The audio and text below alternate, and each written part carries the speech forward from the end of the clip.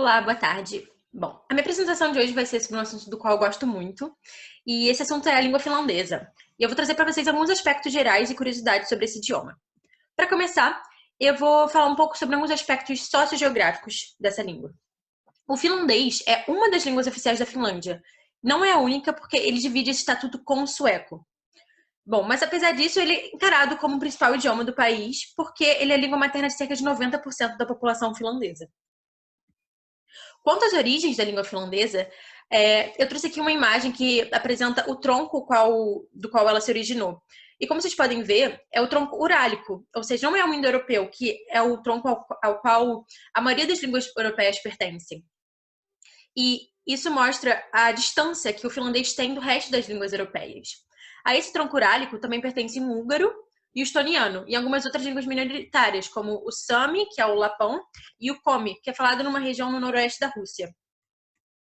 Bom, depois dessa breve introdução sobre o estatuto e a origem da língua finlandesa, eu vou passar para dentro da linguística finlandesa. E vou primeiro na gramática, que é onde ocorrem os processos e, enfim, recursos mais peculiares desse idioma. Bom, primeiramente eu vou falar sobre 3 aspectos que você não encontra no finlandês. O primeiro deles é o gênero. Assim como no inglês, o finlandês não possui gênero. Os substantivos não são flexionados em masculino e feminino e nem os adjetivos. Mas o finlandês ele vai um pouco além, porque tanto os pronomes ele e ela são condensados e formam só uma forma, que é a forma hen, que serve tanto para a terceira pessoa no singular masculino quanto no feminino. O finlandês também não dispõe de artigos, nem definidos nem indefinidos. Ao invés disso, a definição ou foco sobre um substantivo dentro de uma frase é veiculado pelo posicionamento dele no início ou no fim dessa frase. Se o substantivo estiver no início, ele é mais definido, o mais importante dentro da frase. Bom, em terceiro lugar, o finlandês também não apresenta conjugação futura. O que os finlandeses ou os falantes de finlandês fazem para poder expressar e dar a entender que algo vai acontecer no futuro é usar outros recursos da língua. Existem várias formas de expressar o futuro no finlandês, mas a mais comum e também a mais fácil de ser compreendida é o uso da conjugação do presente do indicativo junto a uma expressão temporal que exprima o significado de futuro, como amanhã, no próximo final de semana, no próximo ano e similares.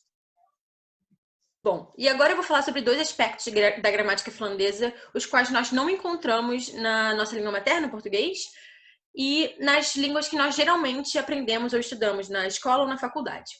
O primeiro deles, e é o que normalmente assusta a maioria das pessoas que vão aprender o finlandês, é o fato desse idioma ter 15 casos gramaticais, ou seja, 15 casos de declinação de substantivos e adjetivos. Isso significa o quê? Que dependendo da posição ou da função de um substantivo ou adjetivo numa frase, a forma dele vai mudar. A maioria dos casos do finlandês substituem preposições e eles são marcados pela junção de um sufixo à palavra. Eu trouxe aqui um exemplo da palavra talo, que significa casa, e essas aqui são as diversas formas que ela pode assumir dependendo da sua posição ou função dentro da frase. Talosta, por exemplo, significa dentro da casa, é a declinação no caso inessivo, enquanto talosta é a declinação no caso elativo e significa da casa. O segundo aspecto, e o que particularmente eu acho o mais difícil de ser compreendido, é o da gradação consonântica. Esse fenômeno basicamente pressupõe que, a partir do momento que uma palavra é flexionada, a sua última consoante ou último encontro consonantal do seu radical pode ser mudado, pode ser alterado. Aqui, por exemplo, vocês podem ver nos exemplos que existem vários tipos de gradação consonântica. Por exemplo, consonantes duplas, que viram uma só, segmentos não vozeados, que viram segmentos vozeados, ou encontro consonantais de nasais com obstruintes, onde a obstruinte é eliminada e a nasal é duplicada. Bom, regra geral, para saber se uma palavra vai passar pelo processo de gradação, se ela for flexionada e a forma flexionada tiver como sílaba final uma sílaba fechada, ou seja, uma sílaba terminada por uma consoante, a última consoante ou o último encontro consonantal do radical da palavra, ou seja, da palavra original, pode mudar. O grande problema dessa regra é que ela possui várias exceções e ela não abrange vários casos onde as palavras passam pelo processo de gradação consonântica, mas elas não exibem a última sílaba da palavra flexionada fechada, ou seja, elas não são gradadas pelo mesmo motivo que a regra geral impõe. Bom, eu vou falar agora sobre o último ponto, que é a fonética e a fonologia finlandesas. Eu, particularmente, tenho essa parte da linguística do finlandês como favorita, e eu vou explicar mais adiante alguns aspectos e o porquê de eu achar essa parte tão incrível. Bom, o finlandês é uma língua extremamente transparente, ela é extremamente fonética. Nesse idioma, um grafema representa apenas um som, e um som só pode ser representado por um único grafema. Isso facilita muito a produção escrita a partir da compreensão oral e também a produção oral a partir da leitura.